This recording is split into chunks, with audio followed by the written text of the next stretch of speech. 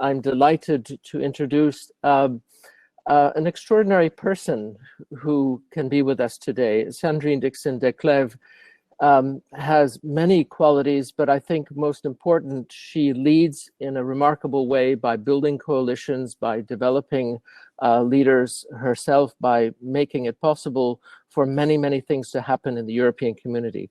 As Pavel mentioned, she's the co-president of the Club of Rome, and she divides her time between lecturing, facilitating tough conversations, and she does a lot of advisory work. And the many things that she's involved in, which really evolve around the European Commission, working with the chair, working with expert groups, working on the sustainable finance taxonomy, making sure that several advisory boards are in sync with the changes that are happening in Europe, the European Aluminum and the IEEP, and senior associate at Cambridge Institute for Sustainability Leadership.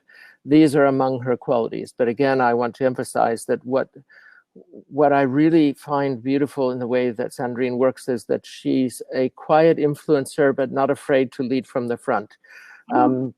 Sandrine, I want to start by asking you, where are we in the green recovery? And maybe to give us a perspective, both from being very, very close to the Commission, but also how you see that in the wider Europe and what we should prepare for as aspiring B Corps and aspiring companies that are living and working in this environment.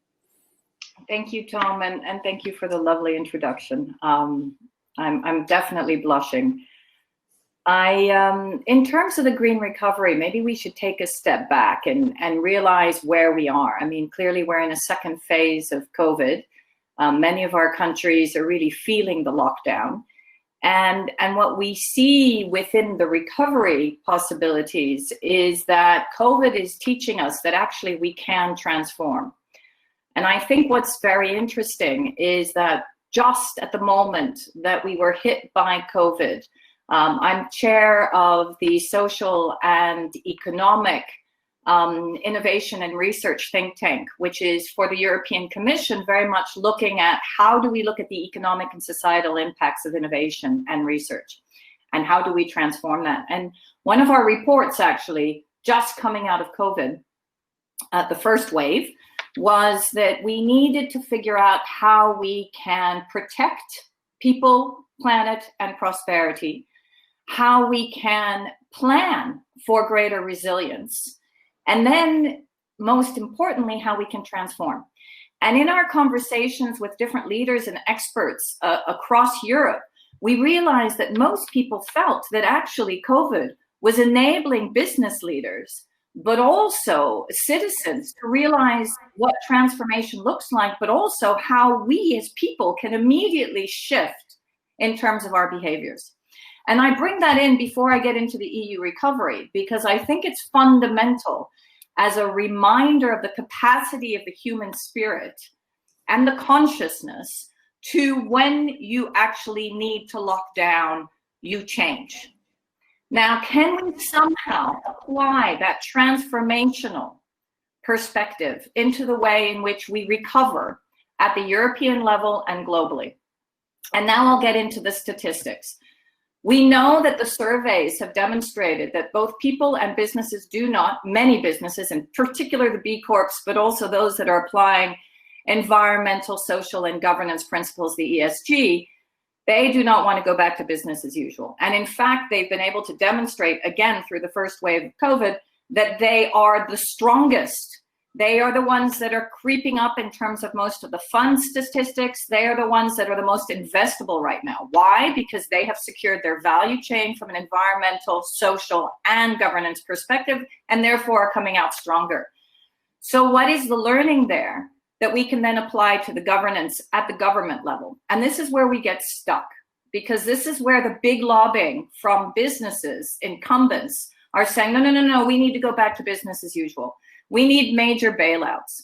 So what the EU did in giving it 750 billion possibility for a big package, where it actually tagged in green, was send a signal that fine, will be acceptable to bailouts, but these bailouts need to be green, they need to be social, and they don't need to go back to business as usual, rather build back better, right?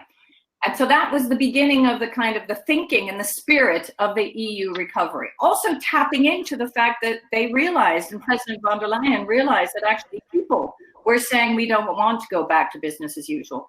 But I want to be honest, we're hitting a glitch. And that is that the dinosaurs have been awakened. That those that really do want to hold on to power, both in terms of member states and just get funds to prop up business as usual in their economies, are really pushing back. And right now we're having a fight in the European Parliament as we speak, where several countries represented by their members of European Parliament and also on the council level are saying, we want no conditionality. We want you to just give us money and let us get on with the way in which we want to prop up our economies. That is a total disconnect from the European Green Deal and from the way in which we have set our objectives to be climate neutral in 2050, to decrease our emissions by 60% now proposed by the European Parliament in 2030.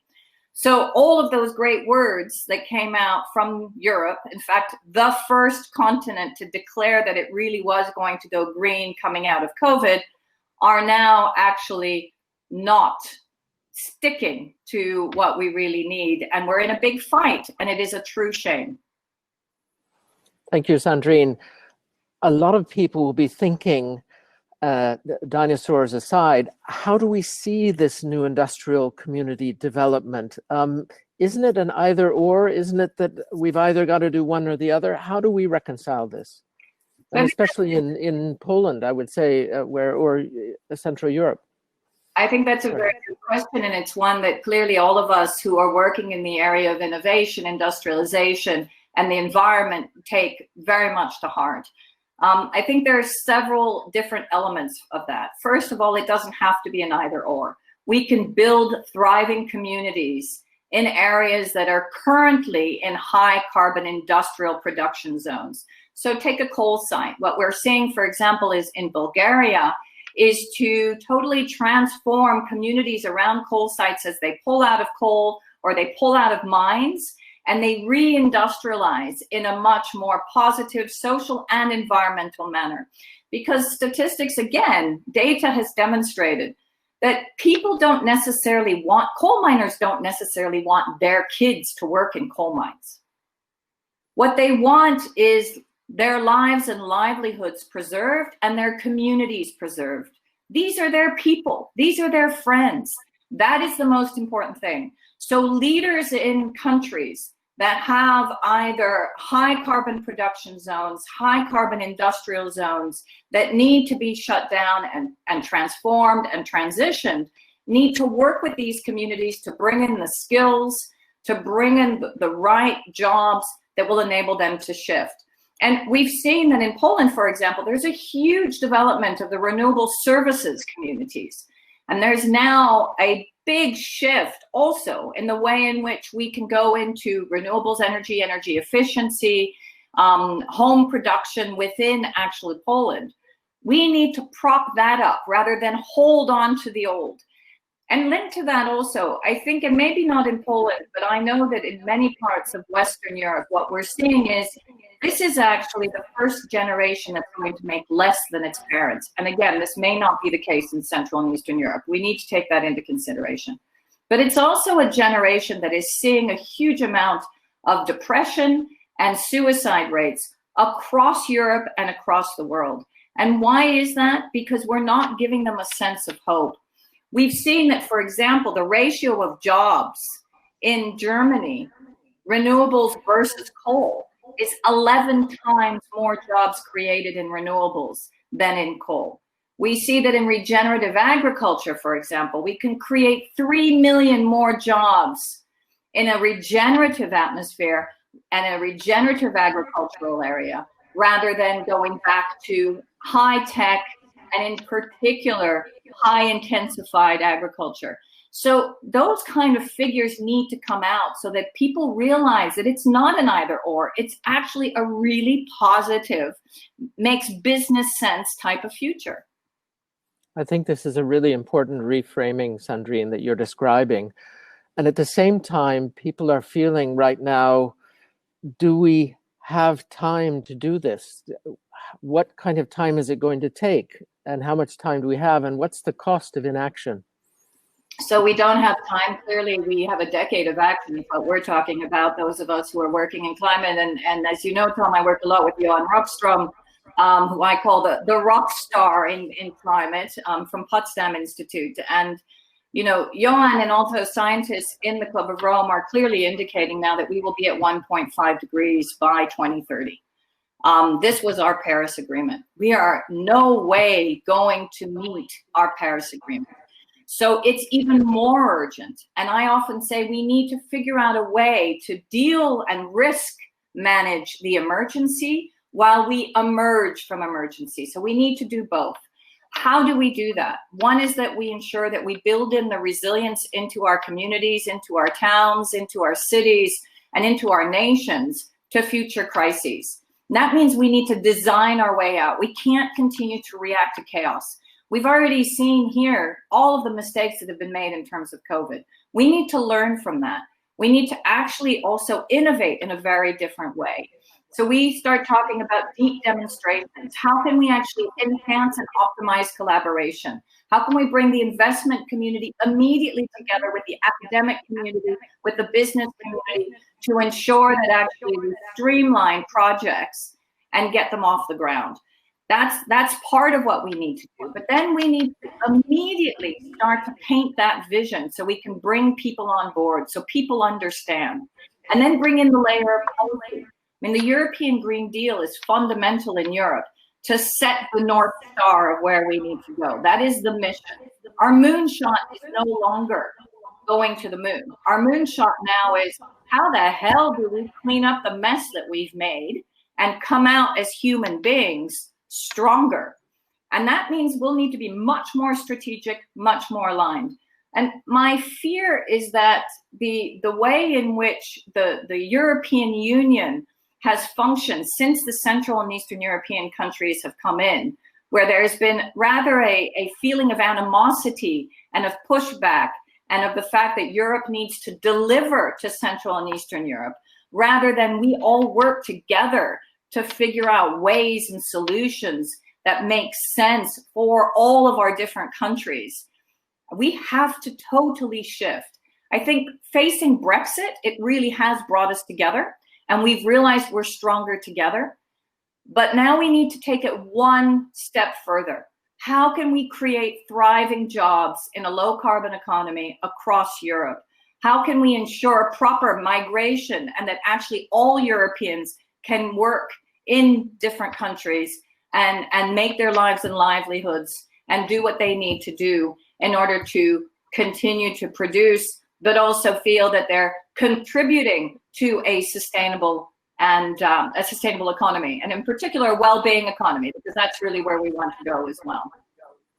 So what I hear you saying is that countries have to start to shift from this feeling of real independence and I have to go my own way, to a place of having a lot of autonomy within new frameworks that take us from what you have called many times emergency to emergence.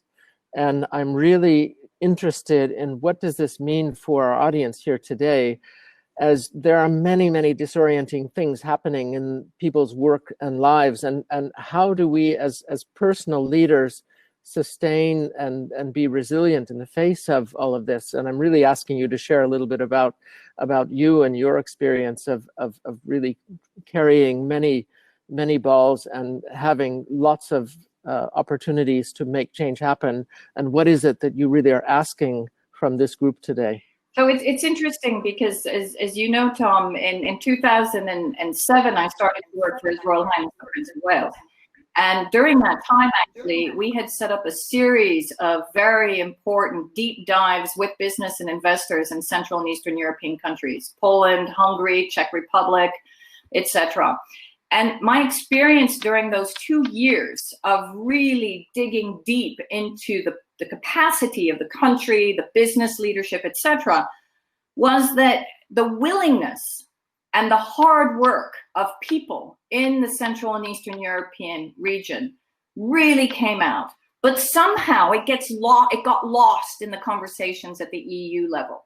Somehow that spirit, that entrepreneurial spirit, that solidarity spirit, even though greatly independent, very different cultures, but that sense of solidarity and hard work and wanting to very much rebuild their countries. And I find, is that the leadership problem? Is that the government problem and not the people problem? And if it's not the people problem, then what I would say to the Polish people and others who are listening to us today is, don't let the government speak for you. Instead, you speak up and demonstrate. I mean, Poland has an incredible new entrepreneurial spirit, but we don't see it. Those case studies don't come out. So how can we ensure that we start to point to not German examples of change, but Polish examples of change? Not the Polish example of holding on to the past, which we often see as being promoted by the government of we have to prop up the coal industry, but instead the Polish example of the wind services industry or the new tech industry or the new digitalization AI industry, which we know is thriving and happening due to the entrepreneurial spirit. So I think it takes a lot of hard work individually to get there, and many of you are working hard to become B Corps entrepreneurs. But I also think it's really important, and I used to say this to Paul Polman as well, we can't just have one Paul Polman. We can't just have one leader speaking up for everyone else. We need to have a value chain of leaders. We need to have a spread of leaders that are demonstrating that it can be done and that actually there is a real shift, a real transformation. And each of those leaders will then have a ricochet effect in their communities, being able to demonstrate the positives, the win-wins from both being socially and environmentally transformative.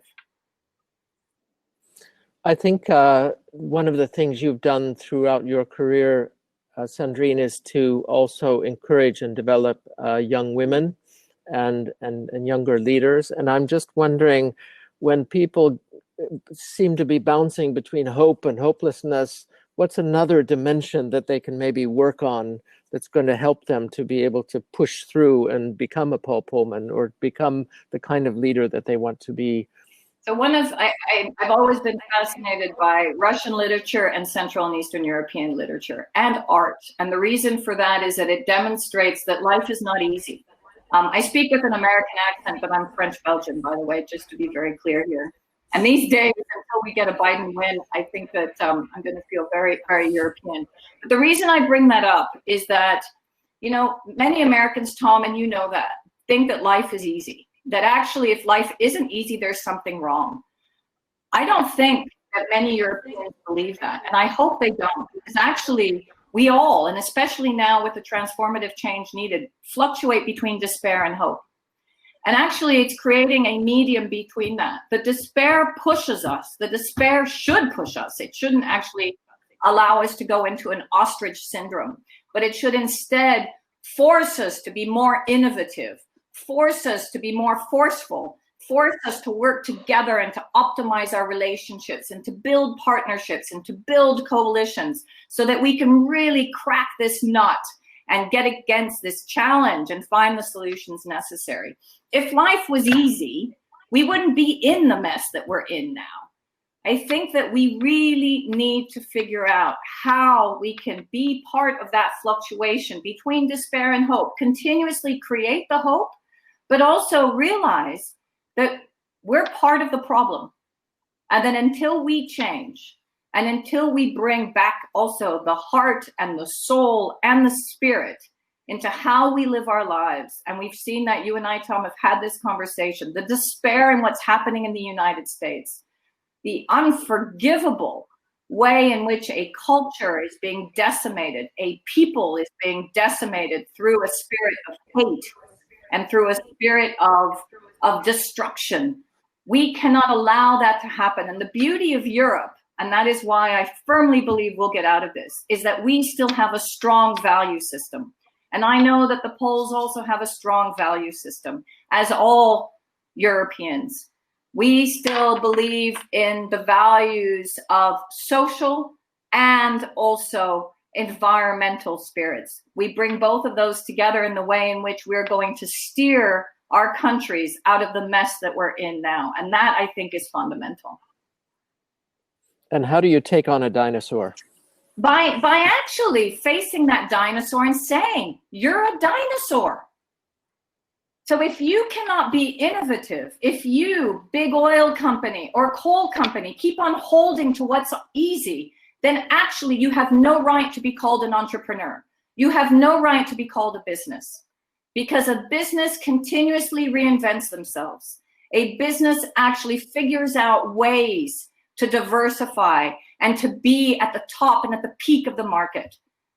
Dinosaurs hold on to power. They are not innovators. Sandrine, thank you very, very much. On behalf of everyone here today, I would like to say we feel your courage. We hear your message. We see a green future. We see that it's going to be tough, but that we can really work together to make that happen and build coalitions to see a new future, not only for the country of Poland, but for Central and Eastern Europe and the wider Europe in the world. And you give us a lot of encouragement. And I always say, encourage before courage. So thank you very much.